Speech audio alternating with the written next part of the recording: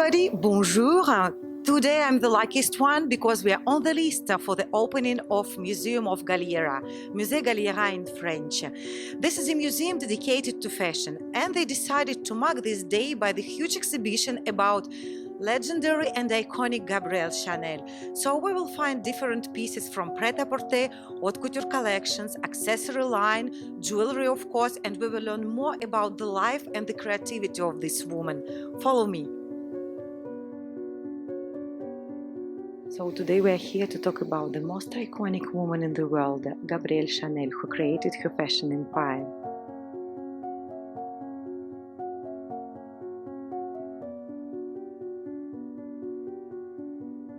So hi, thank you for welcoming us. We're really excited and it's a big honor being here. First for the inauguration of Palais Galliera after the renovation, and secondly for this amazing exhibition.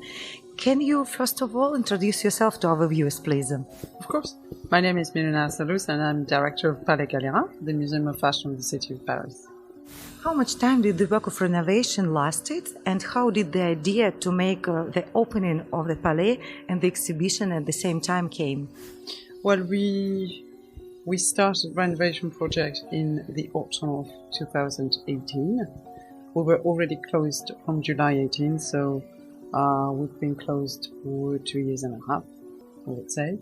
And well, it's been a challenge to work at the same time in a renovation project and an exhibition project, which was a challenge on its own because, you know, we were talking about a very ambitious exhibition, a big retrospective about Gabrielle Chanel, which had never been presented in Paris.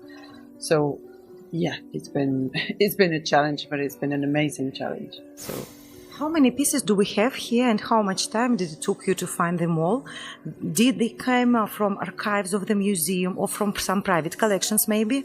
Yeah, we have 167 silhouettes and 138 accessories, especially jewelry and other accessories. And we have loans from all over the world. There's an important part that comes from our own collection at Palais Galliera, a very important part, essential part that comes from the archive of Maison Chanel, which have an extraordinary heritage sort of department, and then we have pieces, rare pieces that come from all over the world, from collections all over the world, and we have, I think in total we have 22 lenders. Yeah, so it's a big exhibition. The objective of the renovation project was actually to double the space, the exhibition space that we had in Galliera. Also present a permanent collection. But these new galleries offer us as well the possibility of imagining and presenting bigger exhibitions like this one, because the Chanel exhibition is taking all the space, the old rooms and the new galleries, which makes up to 1,300 square meters. The exhibition is articulated, chronologically and thematically, so we have the first floor dedicated especially to what we call the first period of Gabrielle Chanel in the 1910s, 20s and 30s. And then in the lower floor, which is the floor that has been transformed into galleries, we have more a presentation of her work in the 1950s, 60s and until her death in 1971. Did you find out something new, you personally, about Gabrielle, or maybe you have seen some pieces you have never seen before while preparing this exhibition? There are many pieces that I had never seen before. I think we ourselves, Véronique Belloir and me, who are the curators of the exhibition, we have discovered a Chanel that we didn't really know, that we were really not aware of. I mean, beyond, the things that we have learned since years, the Petite Robe Noire, or the tweed, or les tailleurs, which are, of course, fundamental to her work and very characteristic of her legacy. There is a world, there's a work much more diverse and sophisticated than we actually thought. What is your favorite, if you can just... That's very difficult. I am fascinated by the early years, by the 1910s and 20s and 30s. I am fascinated, one, because I think she had such a radical vision from the very beginning, and she was guided by the same principles from the very beginning to the end, that I really, really like how radical she was in the 19 teens and 20s. I also like the sophistication and the sublime dresses that she did in the 1930s, where she sort of combines the ornament and simplicity in such a way that is just, amazing. For example, is one of my favorite pieces, which is so modern and so, I think we can all agree, is such a contemporary and timeless piece. Mm-hmm. Like so many of the dresses that we see in this exhibition. I mean, this is repetitive. I mean, we see dresses of such modernity that we understand how timeless her style is still today, and will always be. Yes, was exactly the word that was turning in my head. Chanel is timeless.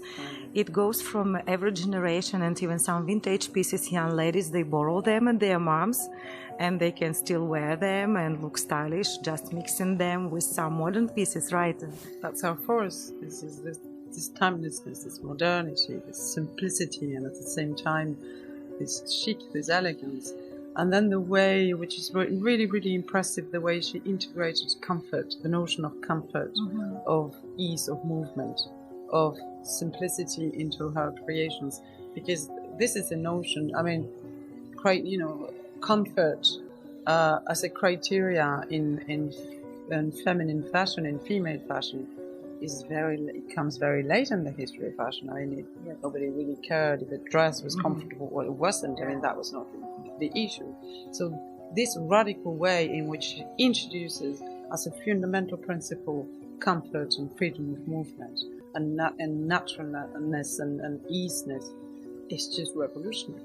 But she very often played with provocation, and sometimes I'm not really sure what she said is what she thought. So what I really like, and this is what we've done, in the exhibition and for the exhibition, is go to the sources to understand how she was perceived by women of her time.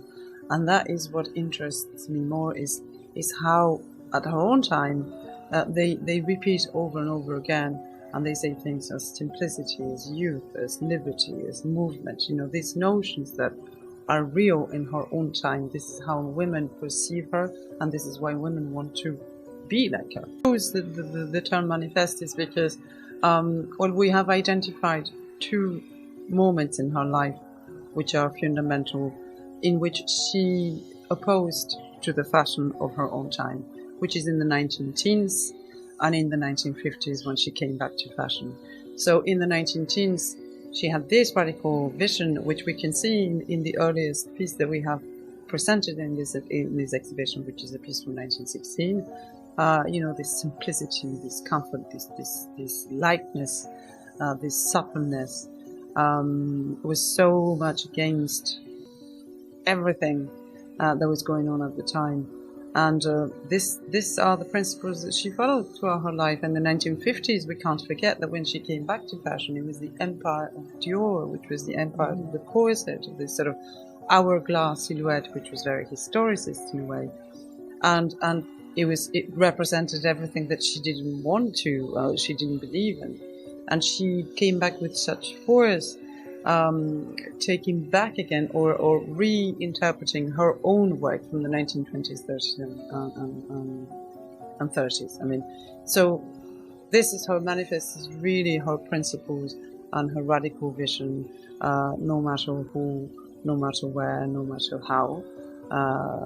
That's her manifesto. Director of Palais Galliera, the Museum of Fashion of the City of Paris. We're presenting Gabrielle Chanel Manifeste de Mode, which is a retrospective about Gabrielle Chanel, which will be open to the public the 1st of October until the 14th of March of 2021. We can open. Of course, it's a challenge also to open. We're following all the measures, strict measures of social distance and masks and gel everywhere. And I mean, the same measures that all museums and all our colleagues are actually implementing everywhere in the world to guarantee access and also the safety of visitors and people who work in museums. So Thank you so much for following us. I hope you enjoyed this visit and the preview of the exhibition with the most exclusive archive pieces by Gabrielle Chanel. Don't forget to book your visit in advance, swipe the link and go to the website of the museum Palais Galliera, and stay tuned with us for more reports about fashion, culture and art on our channel Backstage FCA.